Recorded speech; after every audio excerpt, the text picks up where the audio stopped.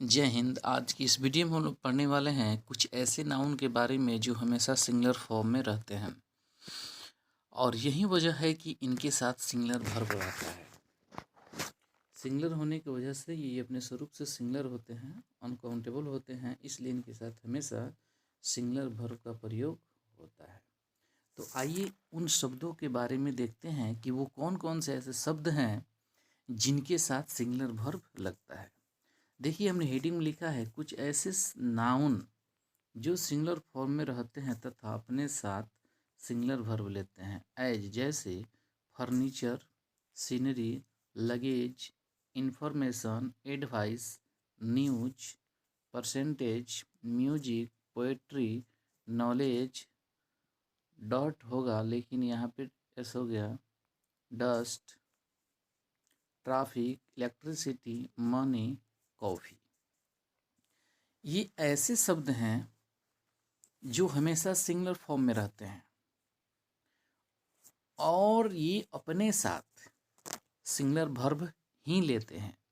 यदि इनके साथ प्लूरल वर्ब का हम प्रयोग करेंगे तो वह सेंटेंस हमारा गलत हो जाएगा। आइए इस पे कुछ एग्जाम्पल लेते हैं। जैसे हमने कुछ सिलेक्टेड एग्जाम्पल लिया है, all his furniture is good.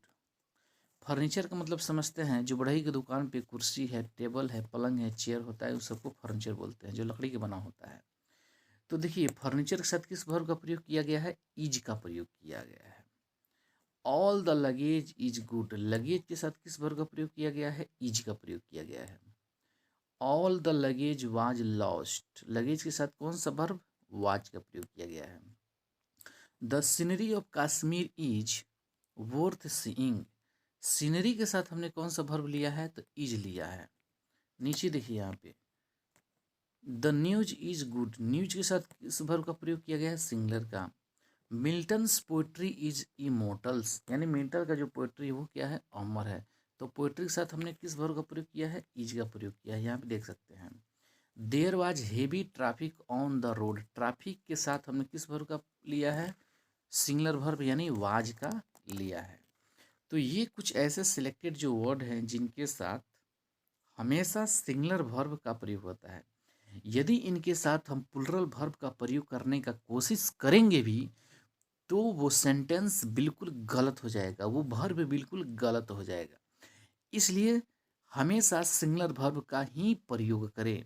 और मैं एक आपको छोटा सा ट्रिक भी बताया हूँ कि जिस वर्ब के अंत में एस लगा हो वह आपका सिंगुलर वर्ब हो जाता है। अब देखिए, यहाँ पे कुछ ऐसे वर्ड हैं जिनके बाद अनकाउंटेबल नाउन और प्लूरल काउंटेबल नाउन दोनों का प्रयोग होता है।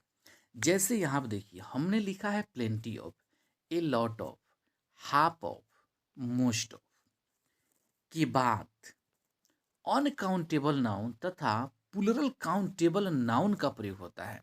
यहाँ पे आप देख सकते हैं क्या लिखा है कि plenty of, A lot of, half of, most of. इसके बाद ये देखना है कि वो नाउन अनकाउंटेबल में है या प्लूरल काउंटेबल में है। अनकाउंटेबल का मतलब होता है जिसे गिना नहीं जा सके।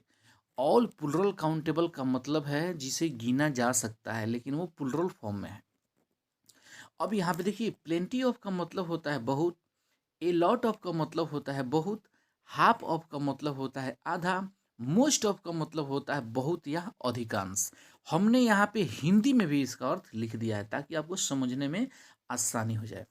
आइए देखते हैं अब यहाँ पर, plenty of eggs have been brought, यानी एक्स क्या है? प्लूरल है, इसलिए वर्ब का लगा है, प्लूरल लगा है। हमने अभी आपको बताया है कि plenty of, half of, most of के बाद देखना है कि नाउन सिंगुलर में है या प्लूरल में है। ठीक है ना? अगर वो अनकाउंटेबल है तो सिंगुलर लगाइएगा, प्लूरल में है तो क्या लगाइएगा? प्लूरल वर्ब लगाइएगा। जैसे एक्स यहाँ पे क्या है? प्लूरल है तो वर्ब भी प्लूरल। वाटर यहाँ पे सिंगुलर है यानी अनकाउंटेबल में है तो हैज लगा है। बॉयज यहाँ पे क्या है? प्लूरल है तो वर्ब आर लगा है। मैंगो यहाँ पे सिंगुलर है, इज लगा है। बुक्स यहाँ पे प्लूरल है, आर लगा है। शुगर सिंगुलर है, इज लगा है।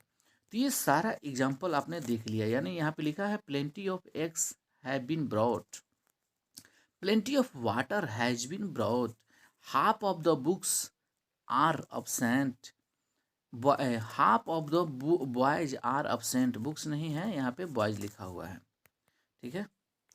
Half of the mango is rotten, a lot of books are to be purchase, a lot of sugar is to be purchased. तो यहाँ पे आप देख सकते हैं कि हमने जो वर्ब लिया है वो किस आधार पे लिया है। तो हमने यहाँ पे देखा है कि इन शब्दों के बाद वो कौन सा नाउन है। तो देखिए यहाँ पे प्लेंटी ऑफ है, हाफ ऑफ है, ए लॉट ऑफ, इन सब के बाद कौन सा नाउन आया है, तो कहीं प्लुरल है तो कहीं सिंगुलर है। तो इसी के आधार पे बहुत सारे सवाल परीक्षा में पूछे जाते हैं और प्रीवियस ईयर में पूछा गया है ए लॉट ऑफ से सवाल आया है। तो आपको ये सीरियस में लेने की क्या है, ज़रूरत है। ए लॉट ऑफ पर ज़्यादा मेहनत कीजिए, प्लेंटी ऑफ पे मेहनत कीजिए, हाफ ऑफ पे कीजिए, मोस्ट ऑफ पे कीजिए।